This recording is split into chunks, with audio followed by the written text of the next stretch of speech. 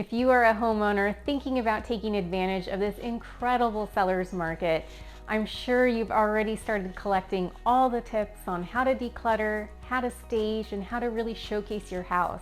Well, today I'm going to talk about the not so glamorous items that are equally important to ensure that you have a smooth and successful selling experience. I'm going to share my pro tips, and we're starting now.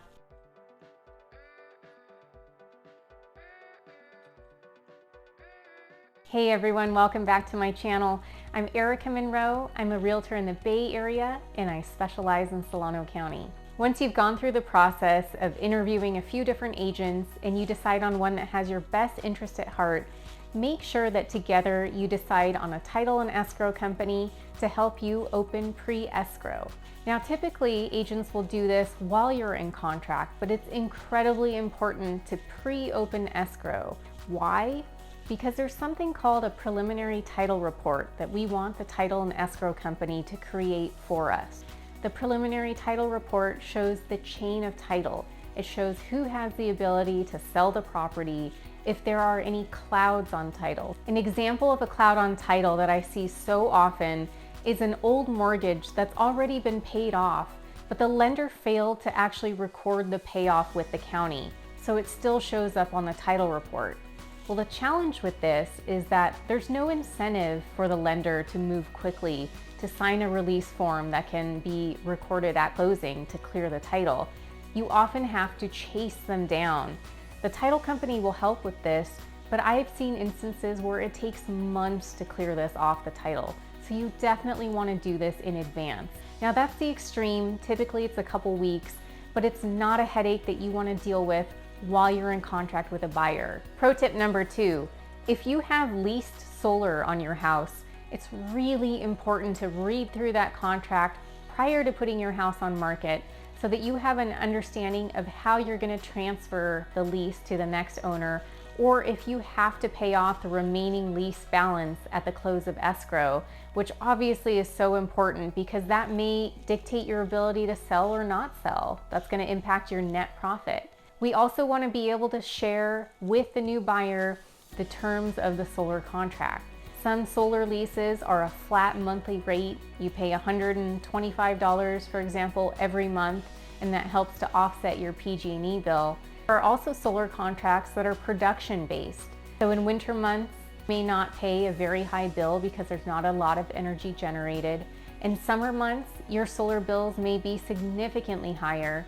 You'll get credit from PG&E and it may offset the bills in the future, but all of that is so necessary to understand to explain to future buyers.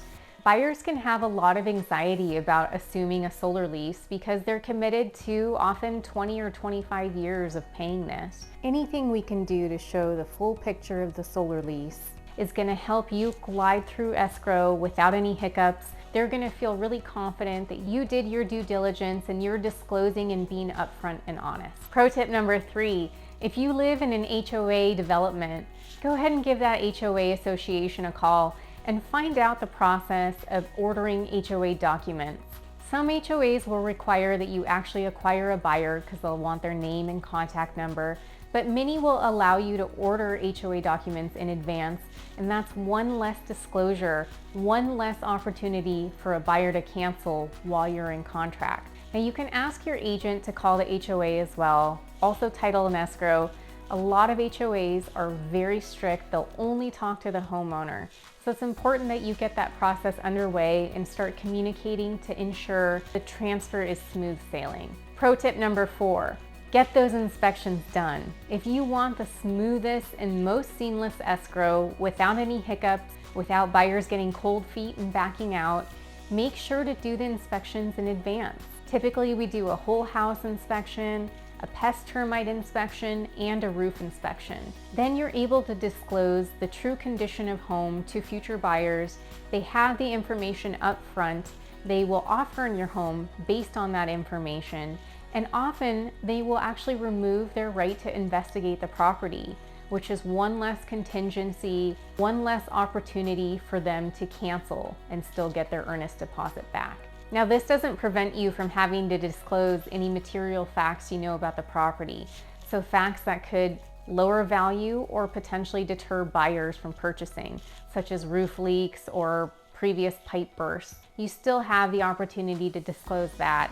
That may not come up in the report because the inspectors don't necessarily have historical knowledge of the property like you do. Doing inspections in advance is also really helpful for the seller. You have a better understanding of the condition of home, a better perspective of how much you can actually command for your house, and if you have the ability to make some repairs or corrections prior to coming to market, that's going to be a huge selling point for future buyers. If you are a contingent buyer or seller, so if you have to sell your current property in order to purchase your new property or replacement home, it's vital that you do these inspections in advance.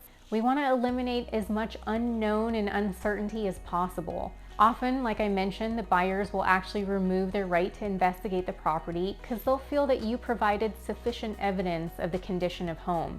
Well, that makes you a much more attractive buyer for your replacement property because your buyer has one less opportunity to cancel. And so that's a selling point that your agent can use to make you a more attractive buyer. Pro tip number 5, while you're preparing your house for sale, so you're going through and decluttering, you're starting to pack items, you're contemplating whether you're going to have a stager or do some light staging yourself, check out my video above for some great tips.